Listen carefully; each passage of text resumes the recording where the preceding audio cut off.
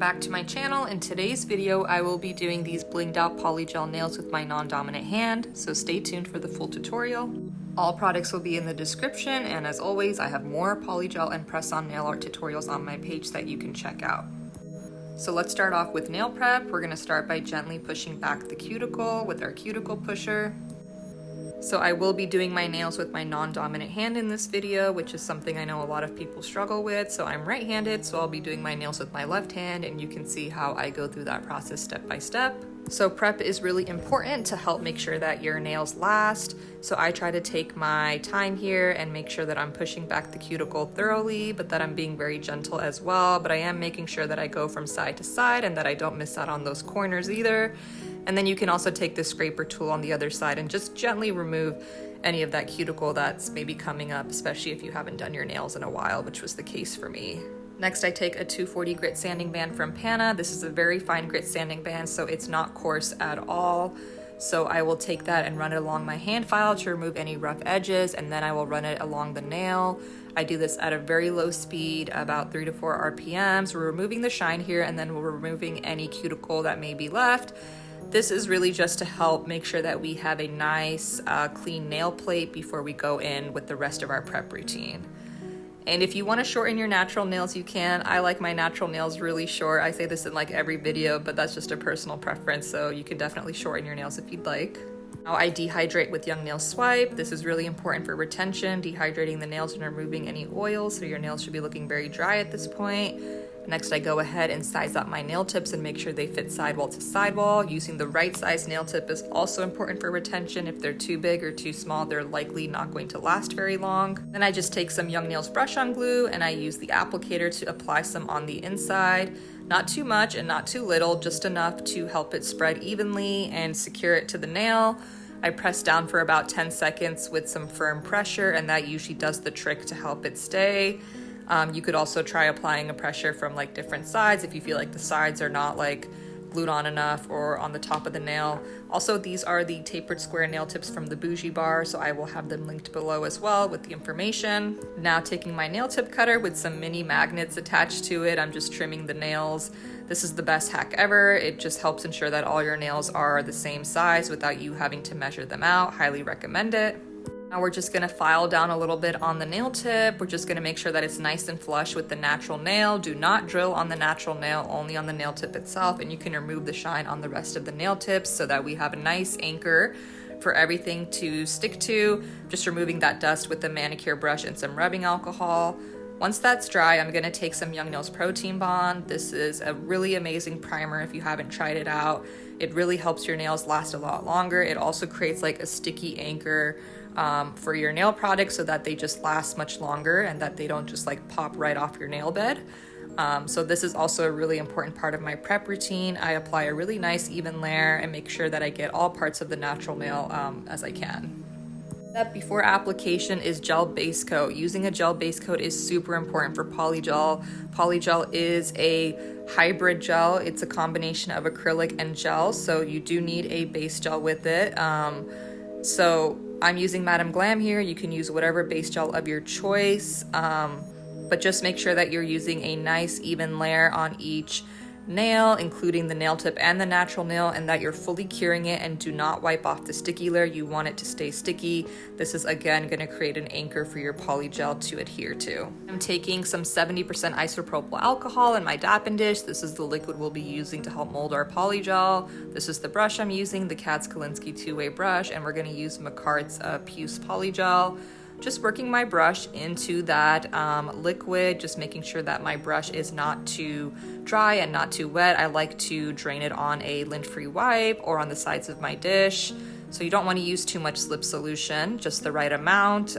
Too much slip solution can cause like lifting, or it can just like make the nail really runny and like just kind of disintegrate the product. So you kind of want to use just the right amount. That being said, some polygels are more sticky than others, and I will say I love this color, Makart Puce. This is like a color that I used a lot in the beginning of my journey, but I hadn't used it in a while and I kind of forgot how sticky it was, or maybe it was the specific tube that I had was very sticky. So just a disclaimer, if you see like, do you see how sticky and kind of gooey that looks? I mean, A lot of the polygels I've been using lately are not this consistency, so I was struggling a bit, and of course I am doing this with my left hand. But that being said, you are gonna run into this issue where it's just gonna be a different consistency depending on what color, what product, but you can make it work. So this was a challenge, but this is like a really good, opportunity to just like kind of, use the techniques you've used and just kind of see it all the way through, because this is a very nice color, but the consistency was definitely a little bit more tricky to work with. So I'm just working in small beads. I'm doing my first bead here kind of on the free edge and just patting everything out and then dragging it down and just removing any excess product. I am curing each layer in between.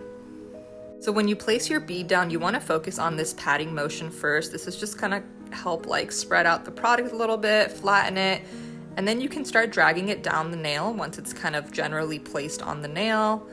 And I did not add enough that first time, so I like cured it and then I added another bead. So this can happen, where it's just like, okay, I did not place enough. But this is why I like to actually work in smaller beads, because I can always go back and add more. It's always easier to add more than realize, oh my gosh, I have this huge glob of polygel, I don't know what to do with it. You can also use kind of the reverse brushing technique to kind of move the product back up or kind of smooth it out that way. This is kind of the really great thing about polygel. It's kind of like Play-Doh. It can be difficult at times, but you have unlimited time to mold that product, which can be really helpful. And when it comes to doing polygel nails with your opposite hand, it is gonna take more time. You're likely gonna be slower, but it just takes some practice. There's really no shortcut to it, but the more you do it, the more you'll get used to it.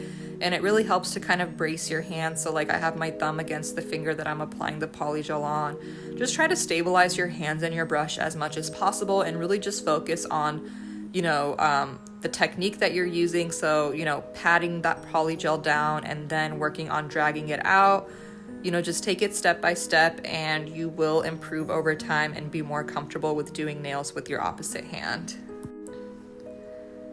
So we're gonna go ahead and continue applying bead by bead. Generally with the nail of this length, or just in general, like a square nail, I'll work in like 3 beads usually, but like I said, use as many as you need, as many as you feel like are necessary. There's not like a set in stone amount that you have to use.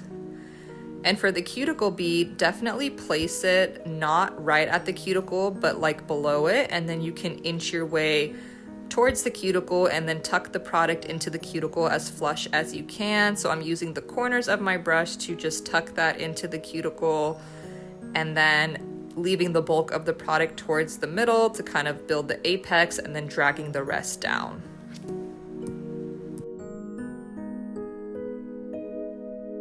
We're gonna finish off with our cuticle bead on this finger here, and if you feel like it's very sticky, try the spinning method like I was just doing. Just kind of spin around the polygel until it kind of is out of the tube and on the nail. And here we go with our last cuticle bead here. You can see I've already kind of patted it down to flatten it a little bit, and now I'm gonna work on the edges of that bead and use the edges of my brush to tuck it into the cuticle area. And I will go ahead and kind of gently drag the rest of the product down, and any excess product, go ahead and remove it with your brush. Once everything is fully cured, you can go ahead and wipe off that sticky layer with some Young Nail Swipe.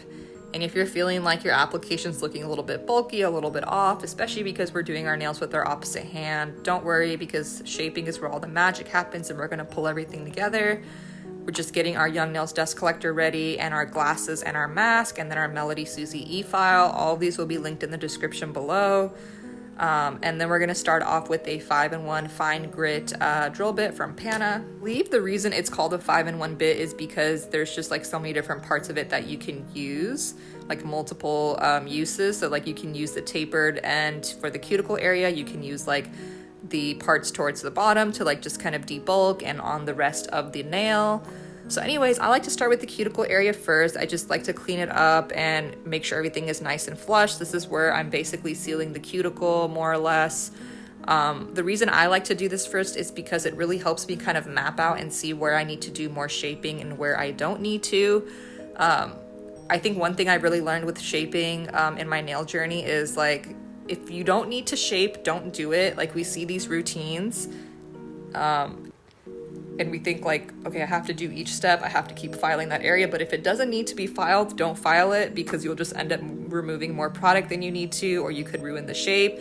So to me, like filing and especially shaping like now is about like, where do I actually need to like remove something? Like here, I actually have product to remove underneath that part of the nail, but like if I didn't need to, there's no reason for me to file it and potentially like put a notch in the sidewall, if that makes sense. Now I'm taking my round pana bit and I'm just debulking the rest of the nail. This is a coarse bit. It has a round barrel at the top, which is really good for the cuticle area. Not necessarily sealing it in my opinion, but it can help kind of just, you know, if you feel like the apex is too bulky, it's great for taking down some bulk in that area. And it's also really great for removing excess product under the nail and just making sure everything is nice and clean under there. I will say that just in general, like with an e-file, using it with your opposite hand, you want to make sure that you're using it at a very low speed and that you're stabilizing your hands, especially if you're not used to it. If you don't feel comfortable at all, you can just use a hand file. But personally, what's worked for me is just starting at a very low speed and then just kind of, you know, building up my practice from there.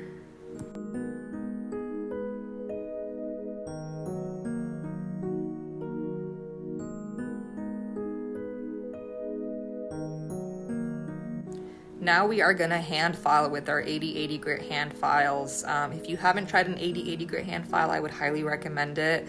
If you're looking to get that crispy shape, these are the files to use. I'm just gonna basically season the edges because they can be quite sharp. So I really am thorough when it comes to this. I will just take my other file and really run it along every corner, just so I can make sure it's not too sharp.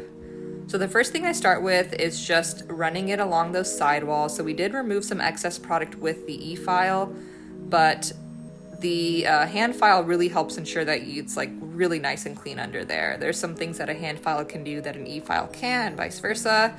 And now we're just gonna make sure the sidewalls are nice and straight. So we're basically running it along the sidewall and making sure we're holding our file very straight, just filing and checking visually like, is it straight? Do I need to file more in certain areas? So I basically go ahead and do that on both sides. And then we can go ahead and run the file along the surface of the nail. So again, that round pana bit definitely helped debulk and remove some product where needed. And then running the hand file along the surface of the nail on top of that just helps give you an even more smooth finish. If there's any like ridges or uneven areas, it's gonna like get rid of that for the most part. So once I've done that, I will also file the free edge, just make sure everything is nice and square. I do this motion here, and then I'll also do this motion at the end, which I'll show here in a second. Going the opposite way, I feel like this helps it look even more square, but I pull away at the end so I don't like file into the corners too much.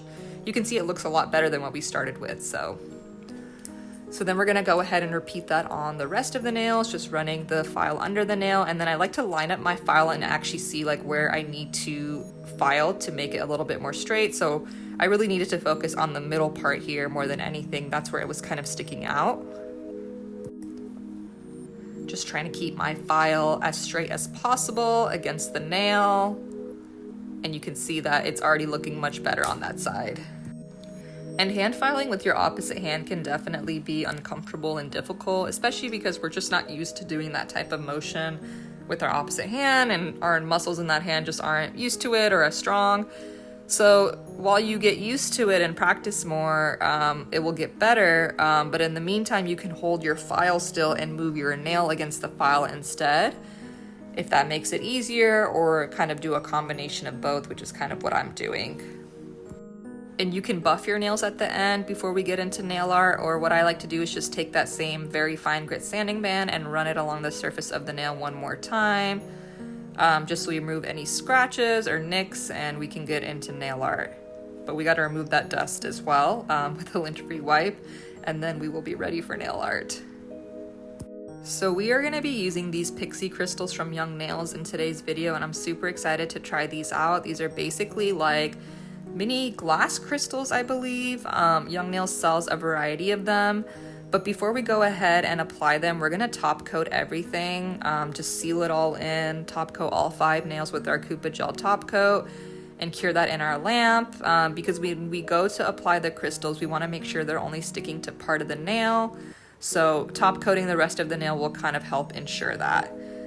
And since we're doing, you know, our opposite hand today, I didn't want to make the design too complicated. You know, I didn't really want to do any hand painted nail art in today's video, though I have a lot of other videos with detailed nail art. I just wanted to kind of do something with bling, and I really wanted to use these pixie crystals because I've had them for a while. So once that top coat is fully cured, we're going to take some perfect white gel polish from Madame Glam, and we're just going to draw a diagonal line. This does not have to be perfect at all. I don't know what it is, but I was really struggling to draw these. I used to be a lot better about drawing with my opposite hand, and this just goes to show you gotta keep practicing and keep on top of that skill. But that being said, you don't have to have a perfect line because we're gonna be using these like kind of chunky glass crystals, so no worries at all. It's gonna look fine in the end, but you basically just want to draw that diagonal line and make sure you have a nice thorough layer of the gel polish, and do not cure it. That's gonna be the key. So leave it uncured, but basically wherever you want the pixie crystals to stick, that's where you would draw the gel polish. And I would recommend pouring them over a piece of paper because a paper is kind of easier to kind of pour it back into the bottle, which I'll show in a second.